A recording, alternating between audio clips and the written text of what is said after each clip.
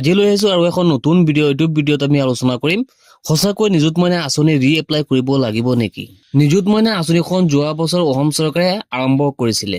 যিসকল ছাত্ৰীয়ে যোৱা বছৰ মেট্ৰিক পাছ কৰি ফাৰ্ষ্ট ইয়াৰত এডমিশ্যন লৈছে আৰু ছেকেণ্ড ইয়াৰ পাছ কৰি BA এডমিশ্যন লৈছে, সেইসকল ছাত্ৰীয়ে নিযুত মইনা আঁচনি লাভ কৰি আছে। যিসকলে নিযুত মইনা আঁচনি লাভ কৰি আছে সেইসকলে কিন্তু এতিয়া ৰি-এপ্লাই কৰিব লাগিব নিযুত মইনা আঁচনিৰ বাবে।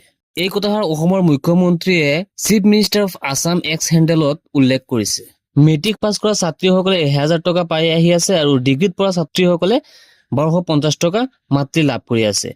MA MCom BEd পঢ়ি থকা ছাত্ৰীসকলে মাহিলী 2500 টকা লাভ কৰি আহি আছে। কিন্তু অসম চৰকাৰে এতিয়া এইটো আকৌ ৰি-এপ্লাই কৰিবলৈ দিছে। এয়া তোমালোকে টুইটটো চাব পাৰিছা। অসমৰ মুখ্যমন্ত্ৰীয়ে টুইট কৰিছে, chief minister of Assam held a review meeting with Department of Education today on K scheme, including free admission, নিযুত মইনা আঁচনি, scooty and cycle distribution. Free admission, নিযুত মইনা আঁচনি, স্কুটি আৰু ফ্ৰী চাইকেললৈ এখন আলোচনাত বহিছিল।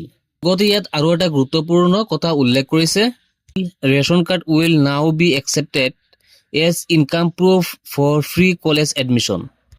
স্কুলত বা কলেজত এডমিশ্যন লোৱাৰ সময়ত ইনকাম চাৰ্টিফিকেটটো যদি নাথাকে তেনেহ'লে ৰেচন কাৰ্ডটো দিলেও একচেপ্ট কৰিব বুলি ইয়াত উল্লেখ কৰিছে। অল ষ্টুডেণ্টছ আণ্ডাৰ নিযুত মইনা need to re-apply। উল্লেখ কৰিছে সকলো ছাত্ৰ ছাত্ৰীয়ে, অৰ্থাৎ যিসকল ছাত্ৰীয়ে নিযুত মইনা আঁচনি লাভ কৰি আছে এই প্ৰত্যেকজনে ৰি-এপ্লাই কৰিব লাগিব নিযুত মইনা আঁচনিৰ বাবে। কিয়নো এনেকুৱা বহুত ষ্টুডেণ্ট আছে যিসকলে ফাৰ্ষ্ট ইয়াৰত এডমিশ্যন লৈ আকৌ পঢ়া এৰি দিছে। যদি ৰি-এপ্লাই কৰে নিযুত মইনা আঁচনি তেনেহ'লে অহা বছৰৰ পৰা আকৌ নিযুত মইনা আঁচনি ধনখিনি পাই থাকিব। লগতে তলত উল্লেখ কৰিছে যিসকল ছাত্ৰ ছাত্ৰীয়ে হায়াৰ ছেকেণ্ডেৰী পৰীক্ষাত 80% বা তাতকৈ বেছি নম্বৰ পাইছে সেইসকলে স্কুটিৰ বাবে আবেদন কৰিব পাৰিব। আৰু যদি এতিয়ালৈকে তোমালোকে আমাৰ এই চেনেলটো ছাবস্ক্ৰাইব কৰা নাই নিশ্চয় ছাবস্ক্ৰাইব কৰি ৰাখিবা। আজি ভিডিঅ'টো এইখিনি আছে, লগ হ'ব নেক্সট ভিডিঅ'ত।